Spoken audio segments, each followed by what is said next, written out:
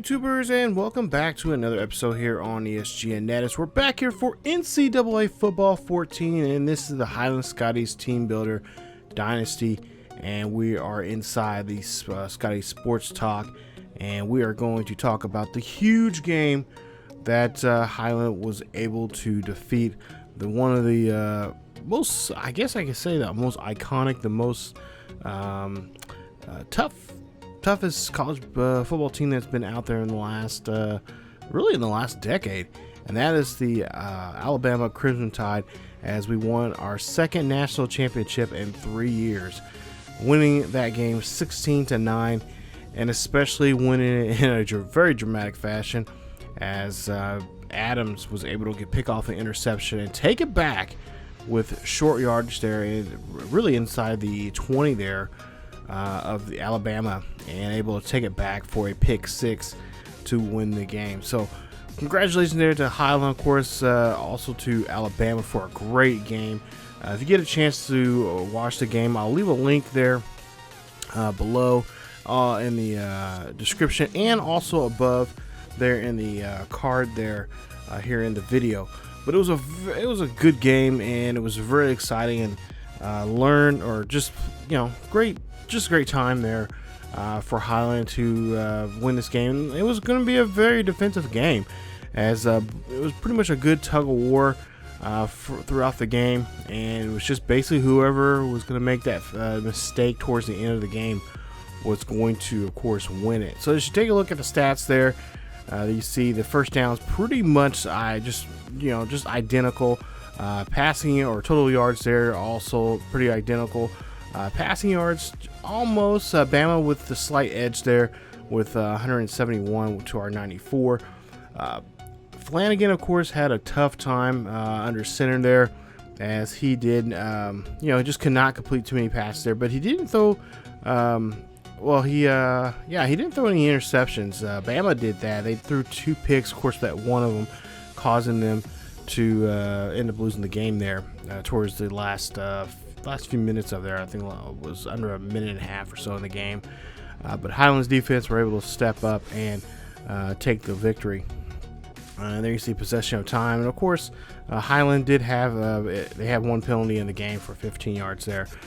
But for the most part here, Highland did a great job, and we're really excited and proud of them. Of course, we'll have the parade coming up here towards the end of the week, and it's been a fun time here in New Orleans, as that was the site of the national championship game. And just eating a lot of gumbo and just a lot of school pride here for the Scotties. So Alabama, with that one loss there, 13-1 for the regular season, or for the season there, 13-0 for Highland. As you see, the players of the game, clutching 3 for 3 in field goals there. His longest was 42 yards, as he was pretty much our guy that just really kept us in the game, and did a great job there of just really making sure we were able to get the field goals that we needed and just stay in there, because it was pretty much a field goal game. There was no touchdowns at all until Highland was the only team to score there in that interception by way of the defense there.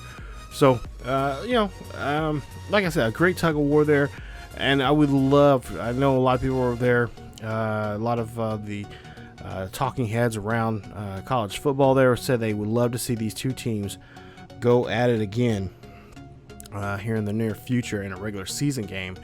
And I actually got a chance to talk to the DA, or the athletic director there at Highland, and I tried to get a chance to talk to Alabama, but the athletic director at Highland said that he wants to be in talks with Alabama, possibly having a neutral site game at some point here in the future.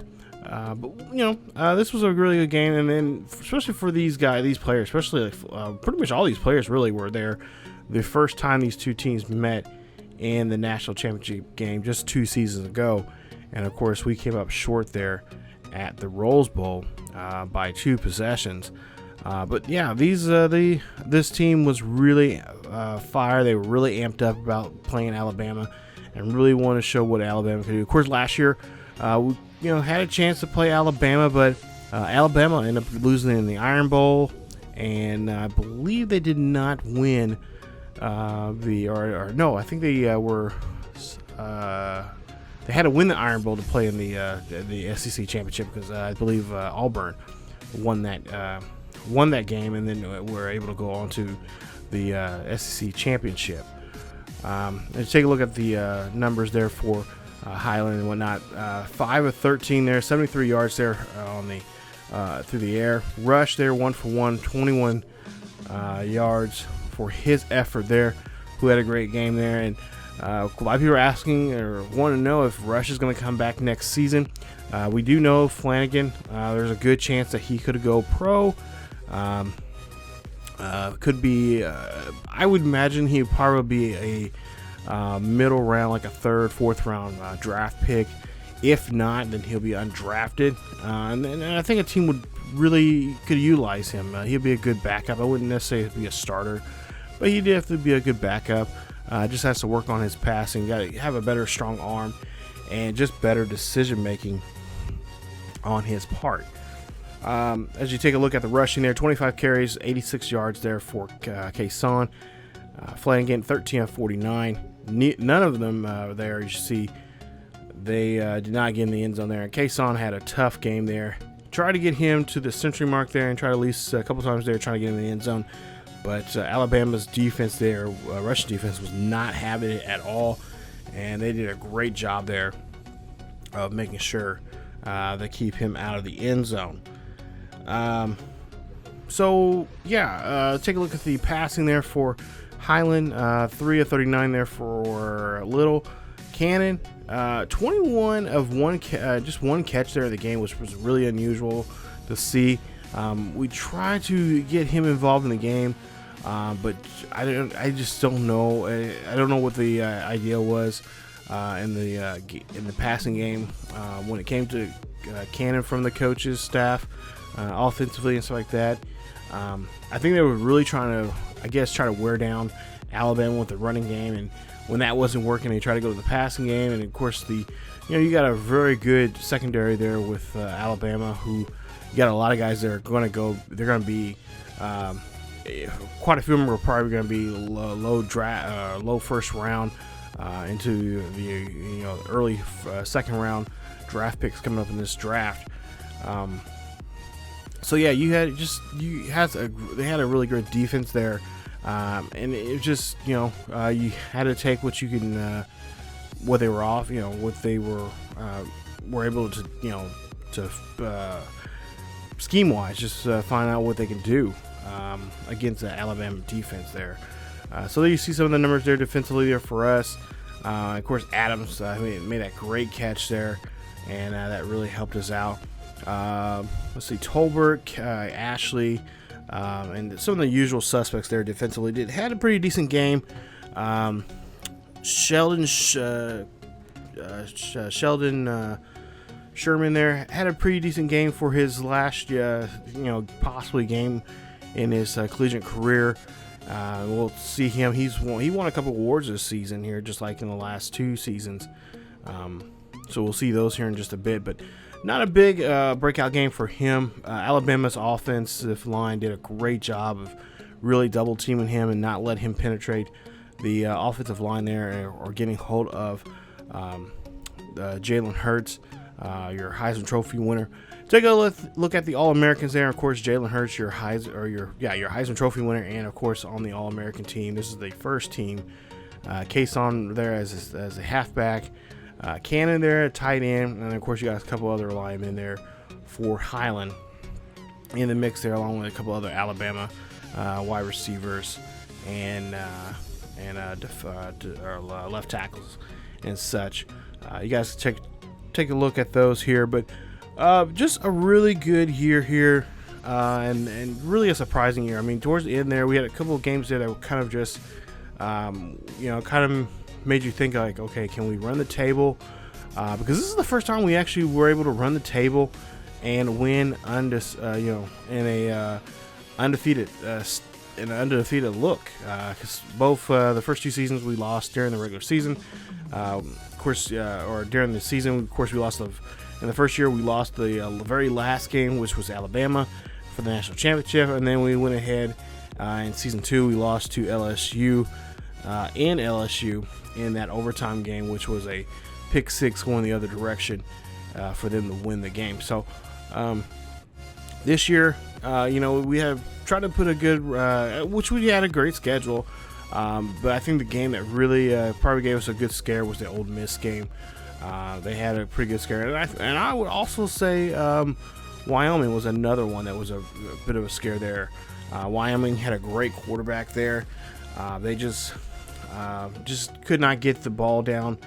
I should say they got the ball down the field, but just had a tough time trying to get it into the end zone there. And they had to utilize their running game there, which I was really surprised they had a decent running game, because by the look of on paper there, they had a pretty good wide receiver core that could do some damage to us. But that was not the case. We were able to shut them down there and play some really good goal line defense and red zone defense against them. But take a look. There's your freshman team as we go through the list, and not much on the freshman team there for us, if I'm not mistaken.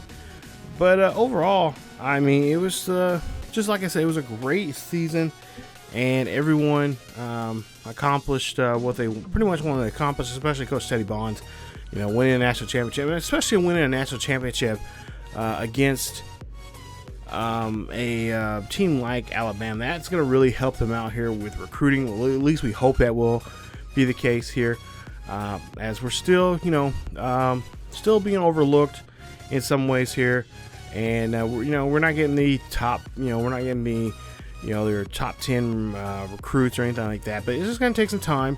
We are going to lose a lot of people defensively coming up here next season here. So that means a lot of sophomores and freshmen will, or I should say, in this case, will be a lot of juniors and sophomores that are sophomores and freshmen right now. We'll get some good playing time here. We try to, in a lot of games there, if we had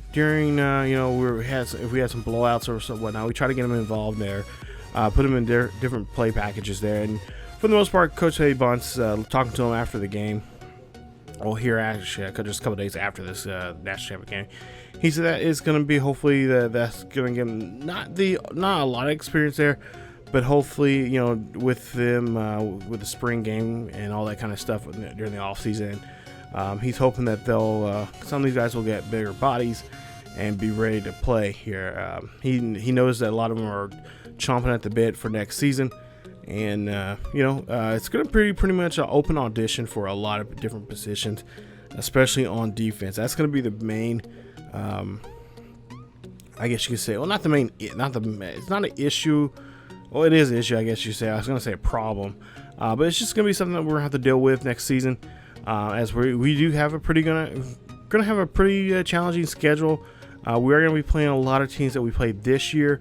Of course, we got the Nebraska game, which will be played at home.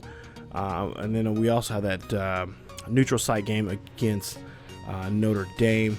And, of course, we'll be playing against Kansas State and Kansas, both on the road next season because this season 4 will be our last season as an independent before we move on to the Big 12, along with BYU, who will be playing against next season also too at home, as we played them on the road this season. So there are going to be some challenges here, and that's something we're going to have to work on. Are we going to be exposed to a lot of different things that we're going to have to get used to, especially defensively? Yeah. Are we going to give up quite a few points? Coach Teddy Bond says he's really expecting that. So, but they're going to just kind of see what they're going to do. Offensively, we're not going to be missing too much. A lot of all guys on the offense will be still around. Rush, of course, he's had experience, some good experience as a QB. If he does not decide to go early, draft, get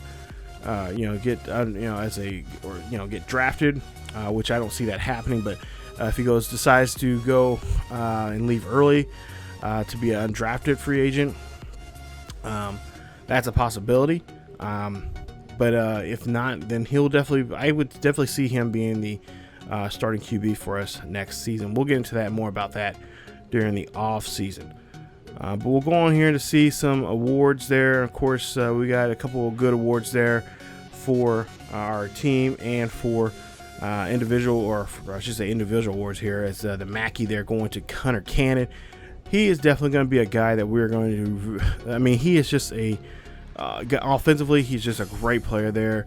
And he's just a lightning rod for that team. He is just a great football player, and he's just a great guy to be around. And I know a lot of people on that offensive line there are going to miss him. And of course, I know the coaching staff, and of course, Teddy Bond's going to miss that young man. He is just such a great kid, and we wish the best to him. If he, if he goes to the NFL or gets undrafted, or he just just goes to live his life, just as a non-athlete there. We just wish the best for him, and pretty much everyone, all the seniors that are graduating, and also, of course, they're going to possibly be drafted there. Of course, I don't think we will have any first round guys. I wouldn't even say second round. I would imagine we may have some third round guys. I'm really thinking that we might have a lot of fourth round guys. I'd be really, like I said, I think I said this before in the past video, I'd be really surprised if we have any second round type of guys. I would even say even the early third round. I would imagine later in the later third round, going into the fourth round. I see a lot of our guys going maybe fourth round if they decide to go pro.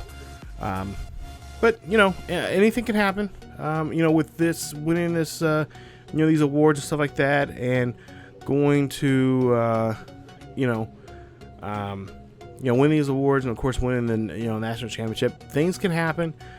Draft stocks can go up, and anything's possible. So as you take a look here, the Thorpe there, Holmes there from Missouri wins that. You got Tolbert, Adams, and Barrow, who just again another great guys there defensively, are going to be very well missed. Kind of getting choked up about it here. We're going to miss them quite a bit there because they've been here for the last 3 years, and it's going to be tough. Coach Teddy Bonds knows that these guys. When he started this season here, most of these guys were junior or redshirt sophomores, or sophomores or freshmen coming into this, going to D1, and this was an obstacle that he had. He knew he had to go through, and they wouldn't get too much time playing in D1 and help this program out. But for the 3 years that we've been as a D1 program and going to the national championship, 2 of these last 2 out of 3 years here, this is a good experiment, and that's what Coach Teddy Bonds was hoping for, and that's what he's been telling a lot of these new recruits that are coming in. Last year's recruits, or after season 1, that those first recruits coming in after season 1, and then after season 2, this the second year recruits are coming in. This is he's told he was being honest with them. This is a make and break program. They're trying this out. This is they've been playing as a junior college for years, and he wanted to take this challenge and see what they can do. And so far, the experiment at this point has been working. So let's take a look there. Some records there, that some individuals records there for Sheldon Sherman there. Of course, his sacks. Sherman there with career sacks for his for the school career. And of course, these guys are going to be setting the bar here right now for how Highland Scotty players should be on offense and defense, receivers, defensive linemen, all those sorts, quarterbacks, QBs, running backs, all that kind of stuff. They're setting the tone, and we'll see if these records can be broken here anytime here in the near future here. So it's going to be really interesting to see how things are going to come about here. Really excited about next season, as we do have quite a few recruits, and especially some recruits that you guys submitted here. And we'll talk more about that here towards the end of this video here, how you guys can submit your recruit. well, actually, how you can. Well, this is not the video you're going to be able to through. There'll be another video coming out here very shortly of how you guys can do that, and I'll tell you, it'll be a little quick video of how you guys can do that and what I'm looking for from subscribers here on the channel. You don't have to do too much.